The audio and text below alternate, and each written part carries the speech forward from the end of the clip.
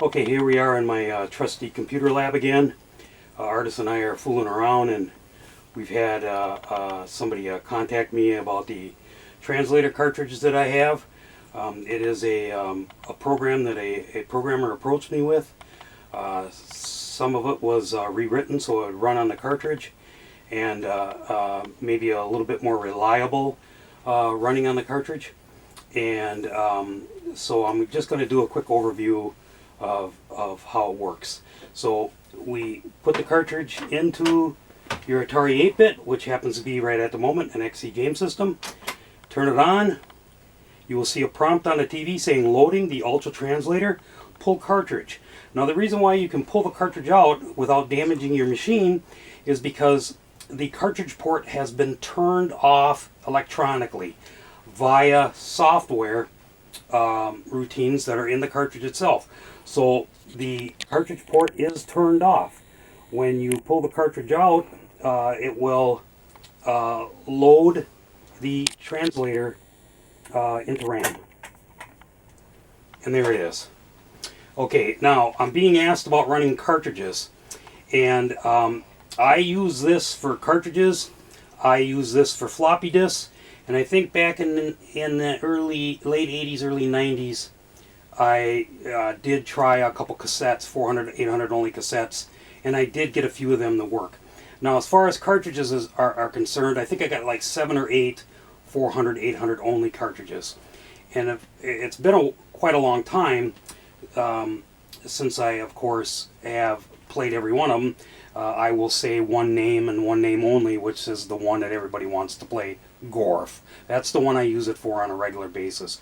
But Deluxe Invaders that I have also is a 400, 800 program.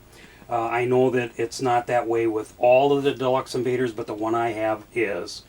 And it works on Deluxe Invaders, Gorf, and there was the Epix Monster Maze that works on that one, and I think it worked on Seamus. Some of the other cartridges, I never got them to work, so like any other translator, it's not 100%.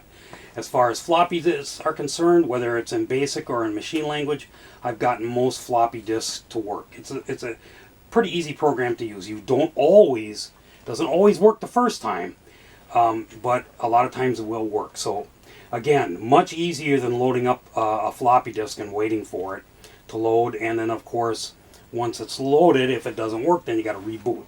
So remember, this is a very simple thing, an easy thing to remember. Most Atari people should know this. Cartridges are not in BASIC. They are a machine or assembly language program. As you can see, it's saying on the TV screen right now, XL BASIC enabled. You press the brake key. Now you're in machine language mode. Okay, you can push the help key, and it's pretty self-explanatory. There it is right there, brake key, toggle basic. So basic's off. Start and option would be the cartridge booter.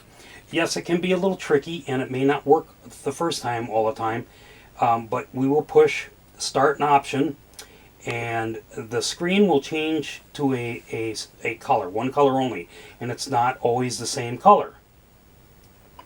Okay, so I'll push start and option at the same time. Oh wait, did I say start and option? Yeah. Yep, start and option, yep. Okay, now, Deluxe Invader cartridge. If I can get it in there. There it is. Works. And that's pretty much how it works. If you're going to load a floppy disk, you would enable BASIC or disable BASIC, depending upon the floppy disk program. Again, most Atari people should know this. If it's a machine language program, you must disable BASIC. If it's a BASIC program, then you don't need to disable BASIC. And you would have your floppy disk drive turned on, disk in the drive, either enable BASIC or disable BASIC. Then all you have to do is push your joystick button, and it should load the game. Thanks for watching.